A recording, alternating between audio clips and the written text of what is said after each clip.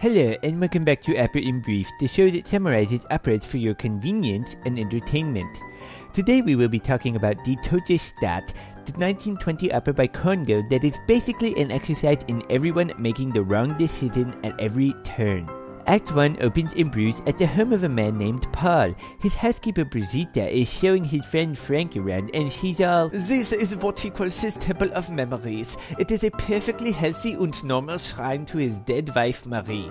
See, here's her portrait, und photos, und mementos, und a bride for her." What? Then Paul comes in and he's all, "Oh hey Frank, how's it hanging?" Paul, dude, I like you, but this cannot be healthy for you. You have got to move on. What are you talking about? I'm perfectly healthy and normal, and so is my wife Marie. Paul, she's dead. No, she's alive. Well, I mean, sort of. You see, there was this girl who looked like her, and her name is Marietta, and I invited her here for lunch, and get your dirty face out of here! Frank leaves, and Marietta enters, fully prepared to win Paul's affections. She notices his lute and sings him a love song, which he recognizes and joins in. He starts to act a little weird, so she changes tactics and does a seductive dance. In doing so, she accidentally pulls the curtain away from Marie's portrait.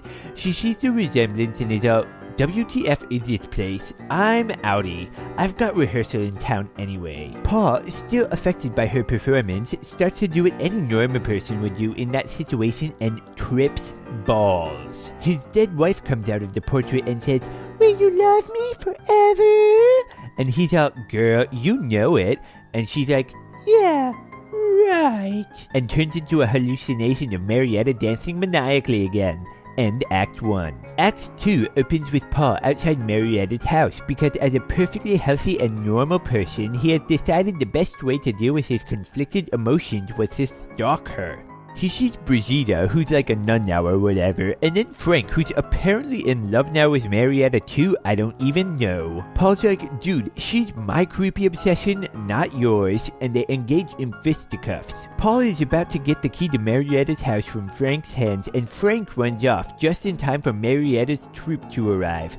Yet another man serenades Marietta before they perform their work in the square, where she returns the favor by dancing all up on him. Paul, finally having had enough, jumps out from hiding and scares everyone away. When they're alone, Paul's like, "WTF, I thought we had something here. I mean, you look like my dead wife, and I like my dead wife." Marietta's like, "I thought you liked me," and by that, of course, she means she intended to win him over because, I mean, look at those dainty ankles and coquettish demeanor. So, they agreed to go to the house and basically banish Marie's ghost with their love. End Act 2.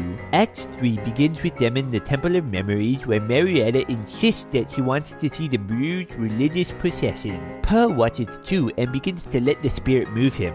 Not wanting to let him become reborn, Marietta does a few more token dance moves. He grows so tormented that he hallucinates the procession entering the house, and Marietta, still not one to be outdone, picks up the braid of Marie's hair and dances with it. So Paul chokes her with it and the lights go out. When the lights come back, everything is back in place and Paul is alone.